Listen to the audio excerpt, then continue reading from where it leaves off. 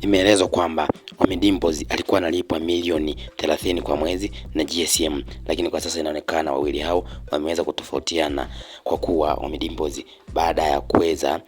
kufanya kazi kwa muda mrefu, lakini safari hii imeonekana kwamba katika kitengo chake ambacho alikuwa anasimamia yeye pamoja na kundi lake au crew yake aliyokuwa anafanya naye kazi, katika milango na nyaraka tofauti zilikuwa zinatumia fingerprint ambayo ilikuwa inaweza kumruhusu mtu aweze kuingia ofisi moja hadi ofisi nyingine, au ili vitu viweze kufunguka. Lakini safari hii inaonekana kwamba katika kitu cha kustajabisha ni kwamba milango hiyo inaonekana imebadilishwa na vitu vingine vimebadilishwa, hivyo na kuhisiwa kwamba pengine Ommy Dimpoz ameweza kupigwa chini na kubadilishwa mtu mwingine. Ikumbuke kwamba Ommy Dimpoz alikuwa anafanya kama design wa mavazi na yani kama modo wa GSM, hivyo alikuwa analipwa pesa nyingi sana, na ndio maana kwenye masuala ya muziki akaweka pembeni, kwa kuwa pesa nyingi ambayo alikuwa anapata kutoka na kazi hiyo ambayo alikuwa anaifanya kwa GSM. Lakini safari inaonekana mambo yamekuwa magumu kwake, na ndio maana wengi kuhisi kwamba pengine ameweza kufutwa kazi au amefutwa kwenye kitengo hicho ambacho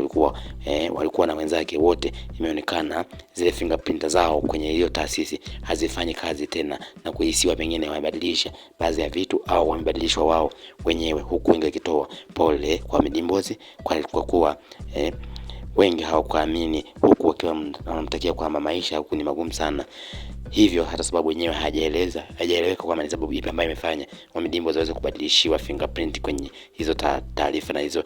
vitu vingine, wengi wakiwa wanaamini kwamba pengine huenda wawili hao kuna sehemu ambayo wameweza kutofautiana, au kuna kitu ambacho hakijaenda sawa kwa Ommy Dimpoz pamoja na huyo bosi wake huyo JSM.